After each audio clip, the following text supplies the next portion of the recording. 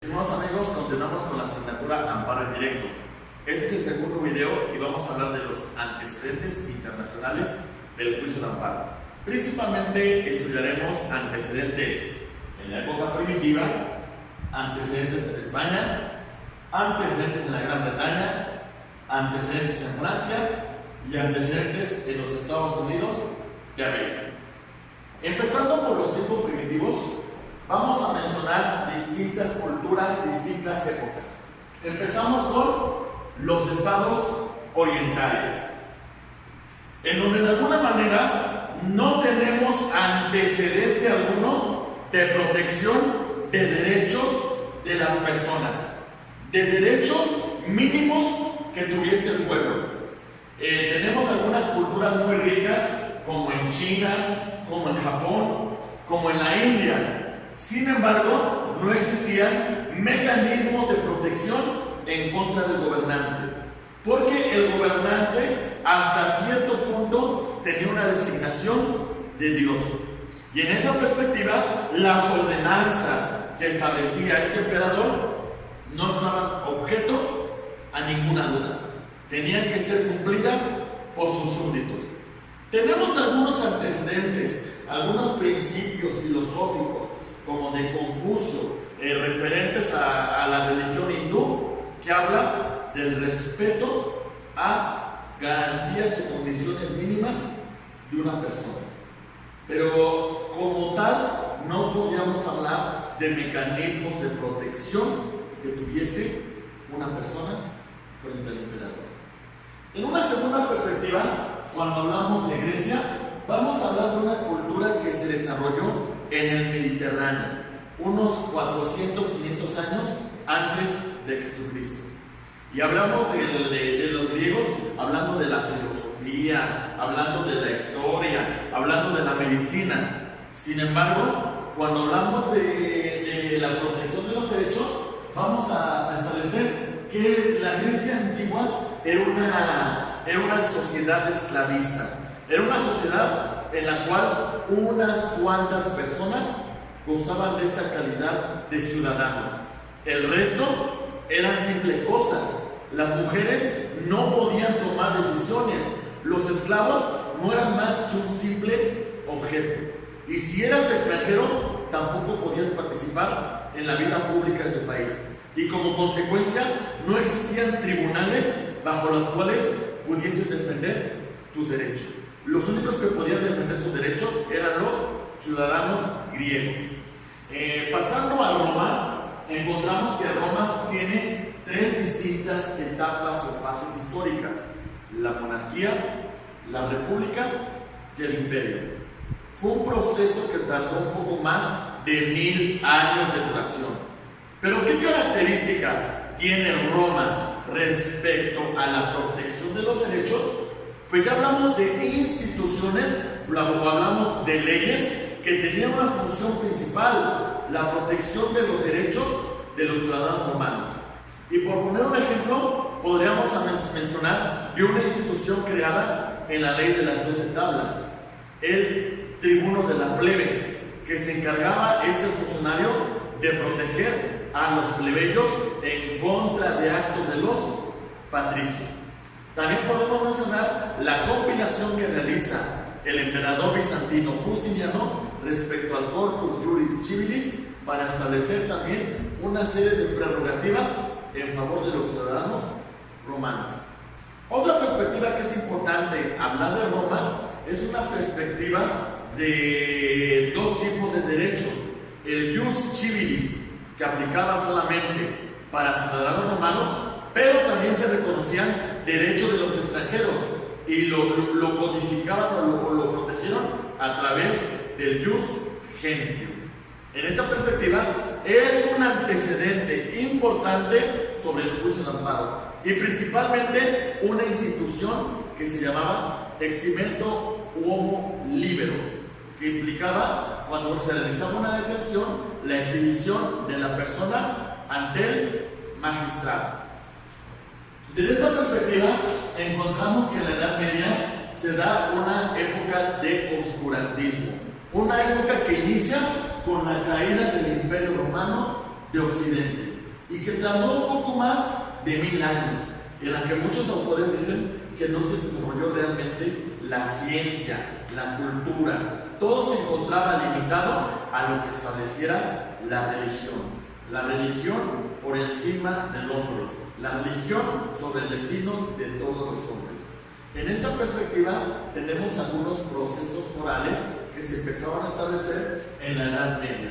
Pero sin embargo nos encontramos con una sociedad basada en un vasallaje, en una sociedad feudal, en la cual el señor feudal se encontraba por encima de sus súbditos. Y sobre el rey no existía absolutamente nadie.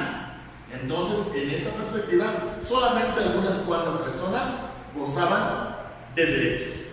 Pasando a España, vamos a ver que en España se dan estas distintas instituciones. Estas instituciones en las cuales podemos destacar, en primer lugar, el Fuero de Aragón, que establece algunos derechos fundamentales de sus súbditos, algunas prerrogativas que el rey reconocía a sus subordinados, a los súbditos. Sin embargo, no se establecían los mecanismos procesales para hacerlos valer en caso de alguna violación. Pasamos a otro proceso y vamos a hablar de los procesos forales, que eran instituciones de protección de los individuos frente a algunos actos de autoridad. Estos procesos forales tuvieron una implicación muy importante en el juicio de amparo, porque su naturaleza es que la protección solamente era para el individuo, para el súbdito que solicitaba la protección a través de este mecanismo. Tenemos también las reales audiencias, en la cual existía una institución llamada el Justicia Mayor, cuya función principal es conocer de violaciones de las leyes del reino y restaurar a quien haya sido afectado por esta no aplicación de una ley del reino en sus derechos. Esta figura de justicia mayor tuvo gran importancia no solamente en España, sino esa figura también se trasladó en las colonias españolas en América. Otra institución es el denominado Fuero de Vizcaya, en la cual se da una potestad de que los ciudadanos, cuando consideraban que sus derechos eran afectados, protegerse en contra de los decretos que haya emitido el monarca. Es una institución que de alguna manera empezó a establecer límites al rey. También tenemos otra institución llamada el Fuero Real, que era un recurso de alzada contra resoluciones emitidas por tribunales del reino. Se podía pedir al rey que éste hiciera una última revisión para que determinara si la resolución que emitieron sus tribunales está acorde con las leyes del reino.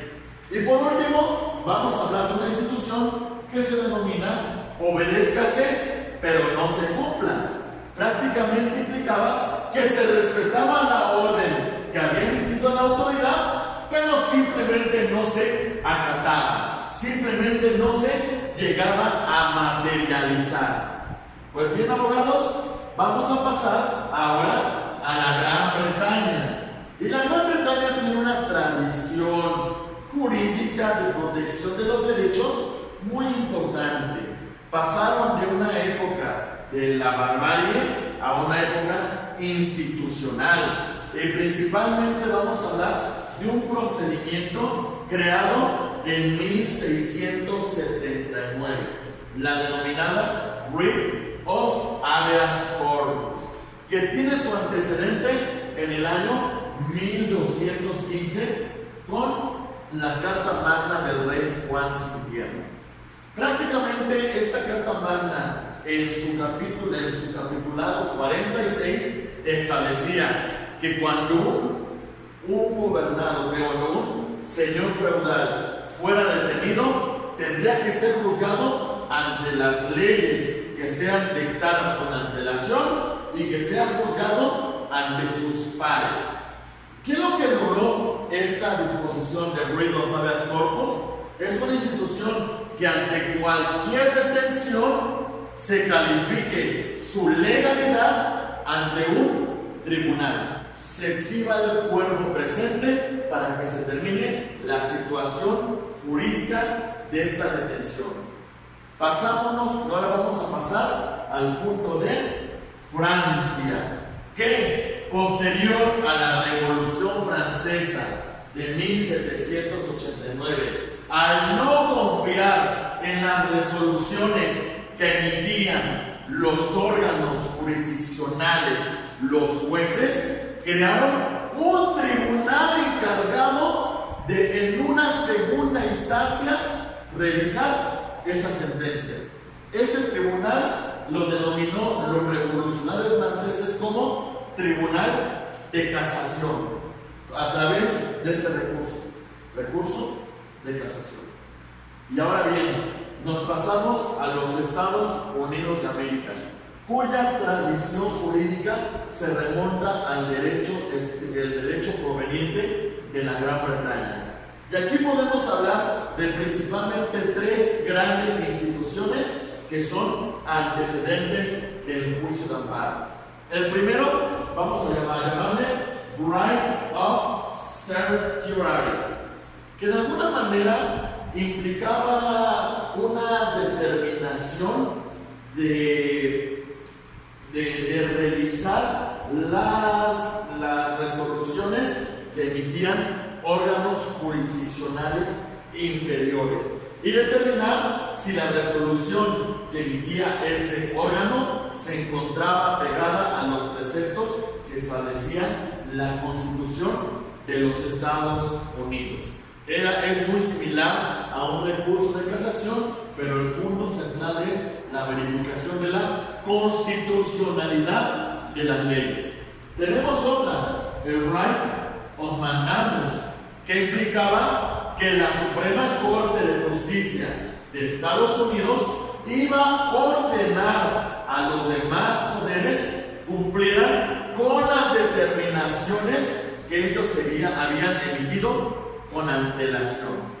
Y por último, tenemos el Right of Induction, que es muy similar a nuestra institución de la suspensión, que implica que para que el acto de autoridad no afecte de forma irreparable un derecho del gobernado, este se dejara suspendido mientras tanto el órgano jurisdiccional resolvía si el acto de autoridad estaba pegado a la Constitución. Pues abogados, como se podrán dar cuenta, son antecedentes muy importantes que dan origen a nuestra institución denominada Juicio de Amparo. Muchas gracias y los esperamos en el tercer video sobre antecedentes del Juicio de Amparo en México.